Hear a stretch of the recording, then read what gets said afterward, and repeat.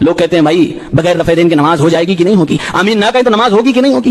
بھائی اس کا جواب تو سمپل فقہی انداز میں ہوگا کہ اگر کوئی کر لیا ہو جائے گی نماز، لیکن معاملہ کچھ اور ہے۔ سوال میرا یہ ہے، ایک آدمی نارمل آدمی انسان ہے، اللہ کا بندہ ہے، مسلمان ہے، اس کا ایمان ہے اللہ رب العالمین کی کتاب پر، اس کا ایمان ہے نبی صلی اللہ علیہ وسلم کی سنتوں کو ماننے کا، وہ آدمی دعویٰ کرتا ہے کہ جو رسول نے ہمیں طریقہ دیا اس سے بہتر کوئی طریقہ نہیں ہو سکتا۔ ایسے بندے کے سامنے جب یہ ثابت ہو جائے، صحیح سند سے صحیح حدیثوں کے ذریعے سے یہ بیان کر دیا جائے کہ ہمارے نبی صلی اللہ علیہ وسلم ایسے نماز پڑھتے تھے، ہمارے نبی کی رفع دین ایسے ہوا کرتی تھی، ہمارے نبی کے صحابہ نبی کے پیچھے آمین کہا کرتے تھے، نبی کا حکم بھی آمین کہنا، نبی نے یہ بھی بتایا ہے کہ آمین سے چڑھنے والے یہودی لوگ ہوں گے، پھر کیا مجبوری اس انسان کے پاس ہو جاتی ہے کہ اللہ کے نبی کی سنتوں کو جاننے کے بعد، اللہ کے نبی کی حدیثوں کو جاننے کے بعد یہ کہتا ہے کہ میں نہیں عمل کروں گا؟ مولانا کیا اس کے بغیر بھی ہماری نماز ہو جائے گی کہ نہیں؟ یہ کون سا ایمان ہے کہ اس کلیجے سے کہہ دیتے ہو نبی کا یہ کام اگر چھوڑ دوں تو نماز ہوگی کہ نہیں ہوگی؟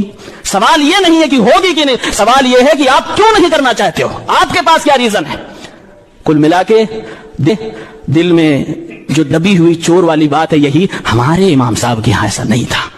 اس لیے ہم نہیں کرنا چاہتے، اور یہ جرم ہے۔ یہ بات اب سنت کی نہیں رہ گئی، اب یہ بات دین اسلام کی ہو گئی، اب یہ بات رسول اللہ صلی اللہ علیہ وسلم کے مقام و مرتبے کی ہو گئی، اب یہ بات ہمارے پیغمبر صلی اللہ علیہ وسلم کی عظمت کی ہو گئی کہ آپ مقابلہ کر رہے ہو میرے رسول کا کس کے ساتھ، اور پھر بات مان رہے ہو کس کی آپ؟